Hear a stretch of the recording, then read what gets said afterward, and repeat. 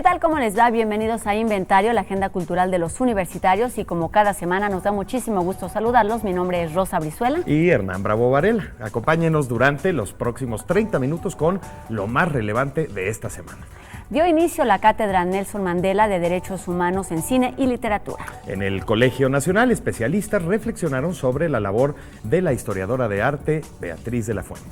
Haremos un recorrido por la pintura mural que se exhibe en el circuito Bicipuma aquí en Ciudad Universitaria. También veremos la espléndida exposición que no se pueden perder, Pseudomatismos, del artista Rafael Lozano Gemer, que se exhibe en el MUAC. Y TV UNAM está nominado en más de 21 categorías para los premios Pantalla de Cristal.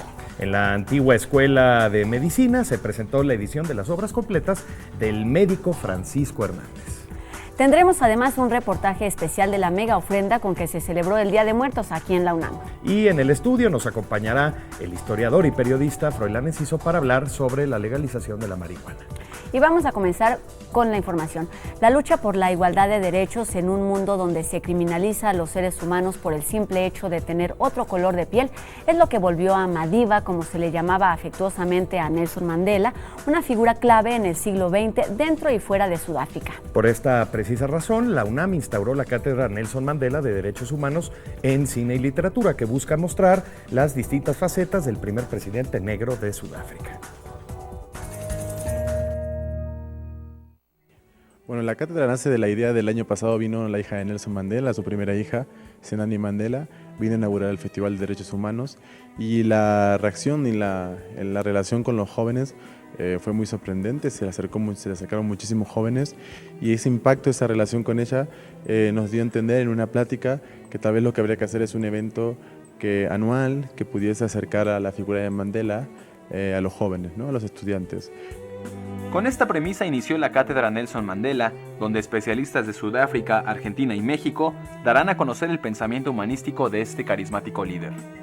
Ante la problemática que vive México respecto a las violaciones actuales de derechos humanos, la cátedra también busca ser un ejemplo del trabajo que realizó Mandela para detener la violencia en su país. Lo que podemos aprender de su experiencia y su lucha a favor de los derechos humanos es que se necesita un líder, y solamente un líder puede sacar adelante un país y evitar el enfrentamiento, ¿no?, de su propia población, como es el caso de Mandela cuando tomó el poder, ¿no?, que evitó un baño de sangre en su propio país. En la edición de este año, la cátedra, que se pretende se vuelva anual, se realizarán 3 coloquios en los que participarán 15 especialistas nacionales y extranjeros que hablarán de la vida y obra de Mandela. Dentro de la Cátedra Nelson Mandela de Derechos Humanos en Cine y Literatura, donde se abordarán el pensamiento de Mandela desde el punto de vista literario y cinematográfico, se proyectarán 3 películas sobre este personaje. El evento, que se lleva a cabo en la Sala Carlos Chávez y la Sala Julio Bracho del Centro Cultural Universitario, concluye este viernes 6 de noviembre.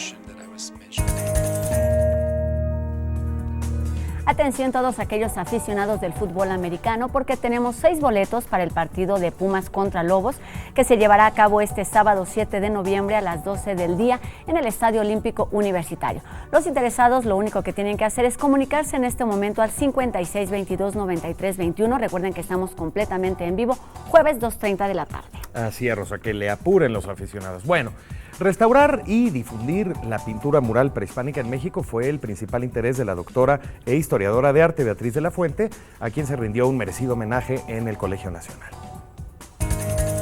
Ante la vasta producción artística del mundo mesoamericano, Beatriz de la Fuente, con su vasto conocimiento, se percató de que el patrimonio pictórico mural se encontraba en especial riesgo de deterioro y pérdida total. Ella tuvo esta sensibilidad y la visión de estructurar un proyecto que en su momento rebasaría las fronteras de la investigación en sus formas más clásicas.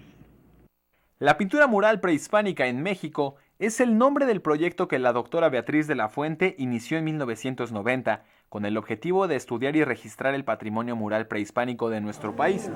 A 25 años de la creación de este proyecto, la UNAM y el Colegio Nacional realizaron un coloquio en homenaje a la doctora de la Fuente. La doctora Beatriz de la Fuente ha hecho grandes aportes a lo que es el estudio del mundo prehispánico. Ella realmente su labor podemos circunscribirla en varios aspectos.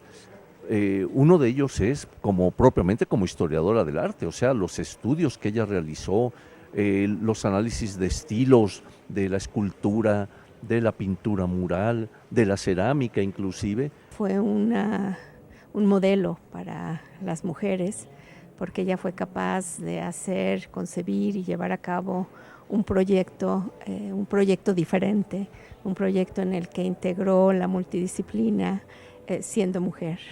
Como parte de las actividades de este coloquio, se llevó a cabo un ciclo de conferencias en el que se rescató la importancia de la labor de los dibujantes, arqueólogos, antropólogos e historiadores en la restauración de una de las máximas plásticas de nuestro patrimonio cultural.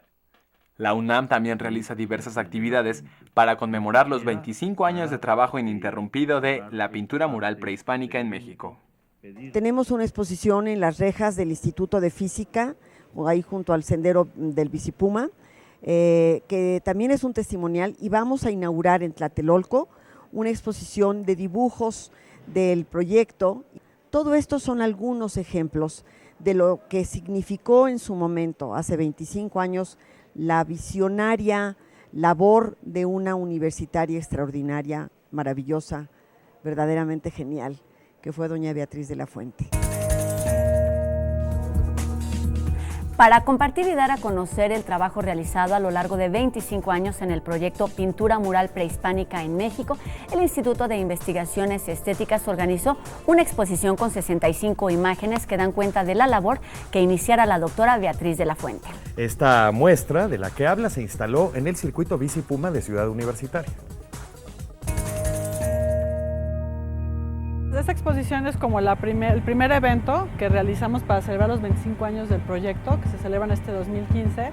Y lo que quisimos hacer fue como un recorrido de la gente que ha estado en el proyecto y de la manera en que los investigadores y todos los que participamos, dibujantes, diseñadores, fotógrafos y demás, han contribuido a la investigación sobre la pintura mural prehispánica en México. Asimismo, se va dando una muestra para que vayan saboreando lo que son las pinturas murales prehispánicas de las diferentes áreas de nuestro país. El área maya, el altiplano, subdividido en el altiplano general y Teotihuacán, la costa de Golfo, Oaxaca y Bonampak. Digamos que tenemos ejemplos de cada uno de estos sitios a lo largo de esta exposición para que la gente pueda darse una idea general de qué tipo de patrimonio es el que tenemos, ¿no?, repartido. La muestra revela las aportaciones del Instituto de Investigaciones Estéticas al estudio de la pintura mural prehispánica y muestra algo de los 7 volúmenes que ha publicado sobre este apasionante tema. Es como una manera de conocer nuestro trabajo y también nuestra intención es como incentivar a los estudiantes a que se sientan identificados y que quizás se les antoje trabajar en un proyecto como el nuestro, que está abierto además a estudiantes, a becarios, ¿no? Los invitamos a todos a que vengan, que disfruten mucho esta exposición. Para nosotros fue un honor poder mostrarles lo que está detrás de estos libros tan conocidos, pero que no saben la cantidad de trabajo que conllevan, ¿no? Y queremos que todos se sientan inspirados y que también tengan ganas de participar en algo así. En más de artes visuales, el Museo Universitario Arte Contemporáneo abrió sus puertas para recibir la primera exposición en nuestro país del artista mexicano Rafael Lozano Hemer, quien se ha destacado por reunir elementos de ciencia, arte y tecnología en sus piezas. La muestra, titulada Pseudomatismos, hace referencia a las autorregulaciones surrealistas, una práctica artística muy difundida que apuesta por el poder creativo del subconsciente. Esta exposición reúne 42 piezas y se trata de un recorrido por 23 años de producción de este importante artista. La tecnología es un elemento fundamental en las obras del artista Rafael Lozano Hemer. En cada una de sus instalaciones ofrece una experiencia única mediante el uso de la robótica, proyecciones, sensores y redes de comunicación. Son obras nerd, hay muchas piezas que tienen una inspiración muy científica. Intento que mis obras tengan muchos lazos sueltos, ¿no?, cabos sueltos que pueda la gente agarrar. A partir de actividades lúdicas, el artista mexicano reflexiona sobre el uso de las máquinas en la vida cotidiana y ofrece al público la oportunidad de inhalar el mismo aire de visitantes anteriores mediante un dispositivo hermético, ser observado por un sistema de vigilancia computarizada, así como recapacitar con una gráfica sonora sobre la tasa de homicidios en el mundo. La idea de esta pieza es bastante sencilla. Es tener un sensor que mide el ritmo cardíaco. y la intentamos entonces convertir en pulsaciones de luz en un foco. Esta es mi corazonada y ahora la sala completa está accediendo a mi ritmo cardíaco. Pseudomatismos incluye 5 estrenos mundiales, entre ellos una proyección gigante de cámaras de seguridad titulada Pabellón de Ampliaciones y empaquetamientos de esferas, en la que se reproducen melodías completas de compositores clásicos. Wagner hizo 110 composiciones y estas 110 composiciones están tocando simultáneamente en 110 bocinas en esta esfera. Otra creación que presenta esta muestra en el MOAC es la pieza Al Aire, una instalación que convierte las noticias que generan distintas agencias del mundo en viento. La retrospectiva se complementa con un catálogo de textos de los curadores y del mismo Lozano Hemmer, en el que se profundiza en los procesos y estrategias que mueven al artista a generar obras que tienen como raíz la experimentación y la ciencia. En el marco de los festejos por el 10º aniversario de nuestra casa, del Canal Cultural de los Universitarios, TV UNAM celebra también 21 nominaciones en la 17ª edición del Festival Pantalla de Cristal, 12 de estas para el documental Maximiliano de México, Sueños de Poder, una coproducción de TV UNAM, el Sistema Público de Radiodifusión del Estado Mexicano y la televisora pública ORF de Austria. La cinta se consideró en las categorías de Mejor Documental, Dirección, Guión, Fotografía y Edición, entre otras, además de 2 menciones a los programas La Dieta Mesoamericana Orígenes y Pita Amor, Señora de la Tinta Americana. La premiación se llevará a cabo el día de hoy en las instalaciones de la Cineteca Nacional y estaremos muy al pendiente de lo que ocurre esta tarde, Hernán. Esperemos muy buenas noticias para TV UNAM en esta premiación. Y ahora vamos a pasar a un tema que ha dado mucho de qué hablar y ha generado numerosos estudios desde muy diversos ángulos. Se trata de las drogas, el comercio, el consumo, su impacto en la salud pública y otras muchas aristas que se desprenden de este complejo tema. Análisis y puntos de vista sobre esta problemática y sus efectos en países del continente americano son parte de la compilación Drogas, Política y Sociedad en América Latina y el Caribe, realizada por Beatriz Cayubi y Tiago Rodríguez, un volumen publicado por el Centro de Investigación y Docencia Económicas. Veamos qué se dijo en esta presentación y enseguida volvemos para platicar con nuestro invitado Froilán Enciso sobre la legalización de la marihuana.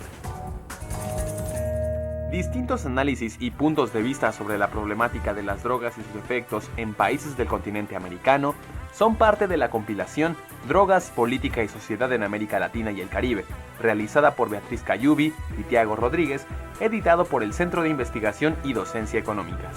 Este libro es una iniciativa muy importante porque es una iniciativa bilateral entre los 2 más importantes países de Latinoamérica, que es Brasil y México, y él trata de un análisis de las políticas de drogas comparativamente entre diversos países. O sea, no son todos, pero es casi una veintena de países que son analizados en relación a su situación contemporánea de política de drogas. En opinión de los investigadores, la situación derivada de la guerra contra las drogas y el narcotráfico es similar en buena parte de Latinoamérica, por lo que aseguran, la legalización debe ser la alternativa para solucionar la violencia que se vive al interior de cada país. Encontramos que hay similaridades muy grandes en todos los países en relación al problema, sobre todo de la violencia, de lo que afecta a los derechos humanos, que hay una guerra contra las drogas que en el mismo Estados Unidos ya está hoy dejando de tener vigencia. La investigación realizada durante un año por académicos e investigadores de distintas regiones del continente pretende ser llevada ante las instancias gubernamentales para que se le considere en las decisiones vinculadas a este fenómeno. De igual manera, pidieron que casas de estudio como la UNAM se involucren más en este tema, que requiere de propuestas para aminorar y erradicar su impacto en la sociedad.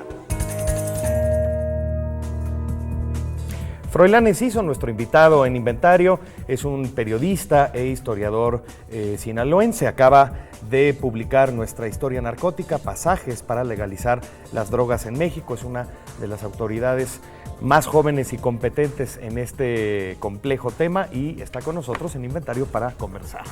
Es un placer estar aquí con ustedes, un verdadero placer. No, pues bienvenido. Inventario. Oye, pues en este que es tu más reciente libro, reúnes ensayos escritos en términos generales que hablan de la historia social, política, cultural, de la historia reciente de nuestro país que tiene que ver obviamente con el uso y el contexto de las drogas. ¿Cuál es el impacto en cómo repercute actualmente estos hechos? Bueno, se cumplen 9 años desde que inició la guerra, la lucha contra el narcotráfico. Pues lo que el lector descubrirá en nuestra historia narcótica es que la guerra contra las drogas inició mucho antes, incluso en los años 40, en regiones como Sinaloa, Durango y Chihuahua, y que tiene raíces incluso anteriores. El libro inicia en el siglo XIX haciendo un análisis de cómo estas sustancias que ahora nos tienen matándonos los unos a los otros, iniciaron como medicinas.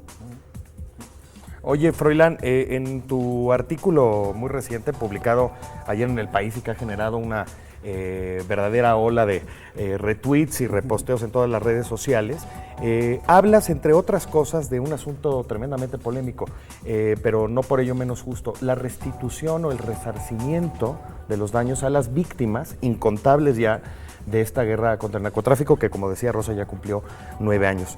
Antes de llegar a ese punto futuro, ¿qué hacer en este presente para lidiar con una sociedad que está no solamente dividida ideológicamente al respecto, sino que está profundamente herida y que ha sido vulnerada por esta crisis ya internacional, ¿no? La tesis de la Suprema Corte de Justicia que recientemente publicó la Sala 1 es un reto, un verdadero reto para la comunidad cultural y académica del país. Yo creo que en primer lugar, antes de llegar a la reparación de los daños de los más de 100 años de guerra contra las drogas que llevamos, yo creo que debemos avanzar en el ámbito educativo. Yo creo, Hernán, que va a ocurrir algo muy similar a lo que ocurrió con la educación sexual durante el siglo XX. Vamos a transitar del di no a las drogas, de una educación para la abstinencia, para mantenernos vírgenes, a una educación para el uso responsable de drogas. Una educación que nos permita ejercer nuestro derecho a intoxicarnos, a definir nuestra personalidad, como lo dijo la Suprema Corte en la tesis, pero con información, con conocimiento de las causas de la guerra, de los daños que provoca en la salud del consumidor de marihuana y de muchas otras sustancias que yo supongo que se irán legalizando con el tiempo. Lo que sucedió ayer fue la resolución a favor sobre un amparo de un grupo de 4 o 5 personas para el uso de la marihuana. ¿Es necesario o por qué es necesario hablar entonces de la legalización? Pues es necesario hablar de la legalización como una aspiración de todos aquellos que queremos relacionarnos con las drogas de otra manera. Sin embargo, hay muchos pendientes. Para que sea jurisprudencia, necesitamos que pasen otras 4 tesis, es decir, que entren otros 4 amparos a las salas de la Suprema Corte, de manera muy similar a como ocurrió con el matrimonio entre personas del mismo sexo. Entonces necesitamos que llegue la jurisprudencia. Además, es necesario aclarar que este amparo se circunscribe al uso lúdico, al autocultivo para el uso lúdico. Recreativo. Exacto, el uso recreativo. Y hay muchos otros usos que les damos los mexicanos a la marihuana y otras drogas. Por ejemplo, el uso medicinal. Claro, que no está contemplado, ¿no? Hasta ahora, ¿no? Que no está contemplado hasta ahora, el uso medicinal y recreativo de la marihuana. Y bueno, el recreativo sí, es el que pasó. Falta el uso medicinal de la marihuana y de muchas otras sustancias por las cuales, repito, nos estamos aún matando unos mexicanos a otros. Oye, Froilán, hablando, tratando de sacar un poco de hebra de este último tema, bueno, digamos, ya avanzamos un poco, aunque sea en este aspecto de la microproducción con fines recreativos, ¿no? Ahora, ¿cómo se construye, cómo se va a garantizar con todas las de la ley la industria o el mercado en un futuro no muy lejano a este respecto, fuera de pequeños domicilios, de microindustrias, ¿no? Esa es una agenda que vendrá después de la estrategia judicial de quienes buscan destruir la prohibición de drogas. Después de la estrategia judicial vendrán todas las discusiones legislativas en el Congreso, en la Cámara de Diputados, en la Cámara de Senadores, para pues un poco poner nuestras leyes al día, legalizar realmente. La vía judicial no es el final del camino. La Suprema Corte apenas abrió la puerta. Todavía falta que realmente se legalice y se garantice el abastecimiento de estas drogas de manera segura, como ocurrió, por cierto, y lo narro en nuestra historia narcótica en 1940, durante el sexenio de Lázaro Cárdenas. Sí. Durante ese sexenio las drogas realmente fueron legales, no necesitabas ningún amparo. El gobierno estableció dispensarios en que tú podías recibir tus dosis de sustancias que modifican la conciencia de parte de personal médico que te daba tu sustancia por un precio abajo del mercado como parte de un programa de tratamiento. Ese fue un buen ejemplo de una política pública más coherente. Yo creo que revisar este tipo de conocimientos históricos nos puede ayudar para pues, tratar de imaginarnos un mundo mejor y no este sistema de cosas que solo beneficia a políticos corruptos y a capos violentos. Y nombrar las cosas es la primera manera o el primer paso de hacerlas visibles, y quizá hablar de la legalización es comenzar a dejar de criminalizarla. Así es. Hablar de la legalización y de la responsabilidad. Esa es una cosa que a mí me interesa mucho. En el tema de las drogas hay una tendencia a no responsabilizarnos de nuestros propios consumos y de las consecuencias de nuestros consumos. La gente de mi estado, por ejemplo, en Sinaloa, le echan la culpa a los chinos de que ellos iniciaron las drogas, del narcotráfico. En Estados Unidos responsabilizan a los cárteles mexicanos, y aquí en la Ciudad de México se responsabiliza a los sinaloenses o a los tamaulipecos por las consecuencias del narcotráfico. No, nuestra relación tan complejo, Froilán, que creo que valdría la pena continuar la plática, que esperemos vaya acompañada también de una educación sensible y continua al respecto. Esperamos tenerte aquí muy pronto, Froilán. Muchísimas gracias por haber estado con nosotros en Inventario.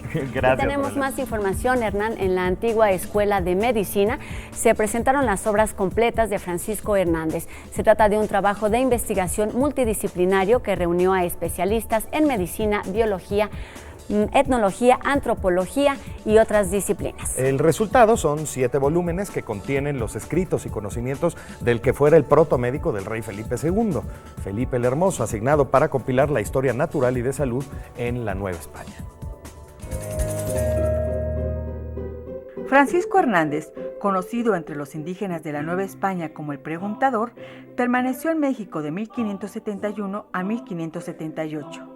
En ese lapso, registró el conocimiento sobre plantas medicinales, los médicos tradicionales y los métodos curativos de las culturas ancestrales. El proyecto para reunir y editar las obras completas de Francisco Hernández comenzó en 1959, cuando un grupo multidisciplinario de investigadores universitarios se dio a la tarea de generar los primeros ensayos que reúnen la obra del médico español. La base de los trabajos de la edición impresa y de las versiones electrónicas que mostraremos lo constituyen los 7 tomos, 8 volúmenes que la universidad comenzó a editar a partir de 1959 hasta 1985.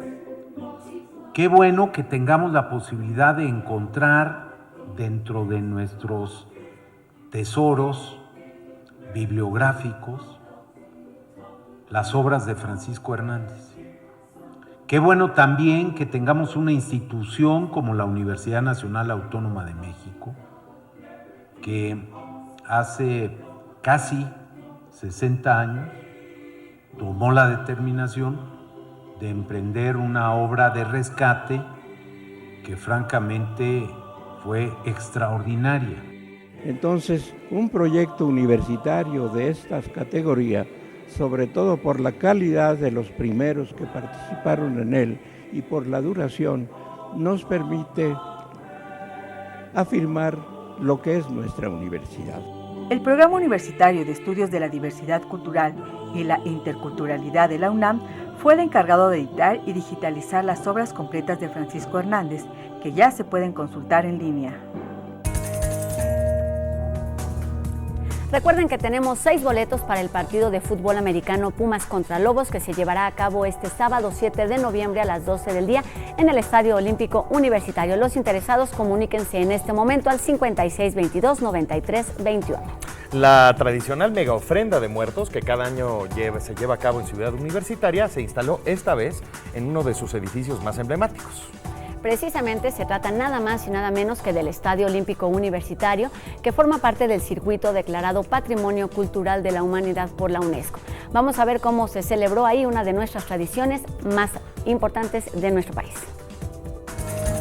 Los altares con frutas, flores y calaveras de azúcar adornados con papel picado hicieron que los muertos visitaran el Estadio Olímpico Universitario. El recinto se transformó en el Mictlán, donde cientos de personas se dieron cita para apreciar las más de 140 ofrendas montadas por estudiantes de la UNAM y escuelas incorporadas. En lo personal, a mí me encanta que se hagan este tipo de eventos. Llevo varios años viniendo, yo soy estudiante de aquí de la UNAM. Cada tema y cada personaje le da una significación muy particular a la muerte. En este caso es la muerte de uno de los héroes de nuestra independencia. Y le da una significación, digamos, de que la muerte tiene un propósito que va mucho más allá de la vida. El olor a incienso impregnó el ambiente mientras las catrinas deambulaban entre los asistentes. En México, el Día de Muertos es un día muy importante, nos identifica ante otros países. Y ahora que se hagan eventos así, pues motiva a los extranjeros a conocer la cultura mexicana. Es algo que logramos conservar desde el que nos conquistaron los españoles hasta ahorita.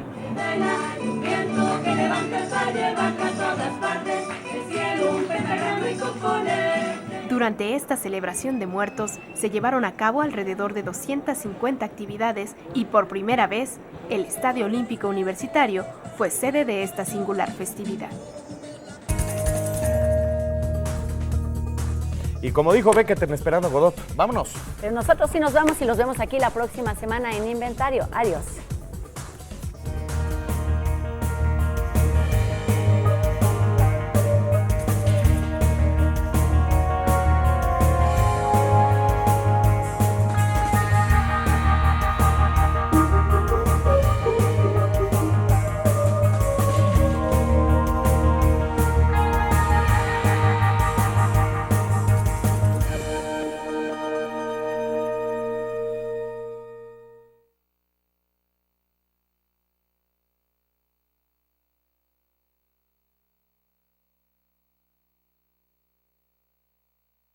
Alzo hoy la voz a la mitad del foro, a la manera del tenor que imita la gutural modulación del bajo para arrancar a la epopeya un gajo.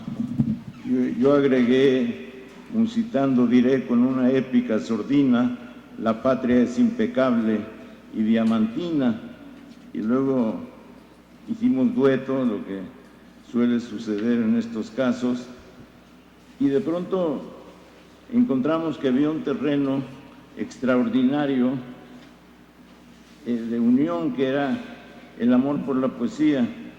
Con el tiempo también fuimos acercándonos en nuestra defensa del laicismo, de la laicidad, de las universidades públicas, de todo esto tan insolente y estúpidamente atacado por la derecha en nuestros días. Pero creo que sobre todo fue el amor a la poesía, acribillado por mi parte cuando la digo, pero perfeccionado por Hugo cuando la lee o la recuerda. Y yo pienso que esto es uno de los problemas serios que tenemos. Ese tenemos siempre es muy bonito. Yo ya, cuando no hablo en plural, no me siento en el ámbito público. Cuando un gobernante dice, tenemos que salvar a los jóvenes. ¿Quién? ¿Cómo? ¿De qué manera? ¿Qué horas? Pero eso ya no importa. El uso del plural es lo que lo redime todo. Y bueno, que tenemos, o que tienen, porque tengo que asociarme con la responsabilidad de la enseñanza, que tienen los educadores. Los jóvenes ya no creen en que la poesía leída, memorizada, vivida, usada como el recurso mnemotécnico que nos ilumina instantes o nos vuelve entrañables ante nosotros mismos, ya no creen en la poesía. Y esto me atrevo a generalizar porque sé que ustedes generalizarán conmigo. ¿Quién puede decir ahora, por ejemplo, hubo un poema de memoria, un poema de Pellicer, un poema de Lope, de Quevedo? Vamos diciendo tú y yo uno de González Martínez, que nació a 7 cuadras de donde estamos. O Casa con 2 puertas, que es la mía, Casa del corazón vasta y sombría, que he visto en el desfile de los años, llena a veces de huéspedes extraños, y otras veces las más casi vacía. Cuán raro fue el viador que en la partida, casa que dejó absorta, que en los risueños instantes de la vida miró absorta la fila interminable de los sueños. De arribo fácil y de estancia corta. Cuán raro fue el viador que en la partida dejó para los tránsitos futuros una hoguera encendida en la piadosa puerta de salida, o una noble inscripción sobre los muros. Los más dejaron el fulgor incierto de un prematuro ocaso. El alma errante de algún himno muerto, algún jirón en el umbral desierto y un desgaste de piedras a su paso. En el silencio de la paz nocturna prende su lamparilla taciturna, huésped desconocido, y se pregunta mi inquietud cobarde, ¿es un cansado amor que llegó tarde o es un viejo dolor que no ha nacido? Creo que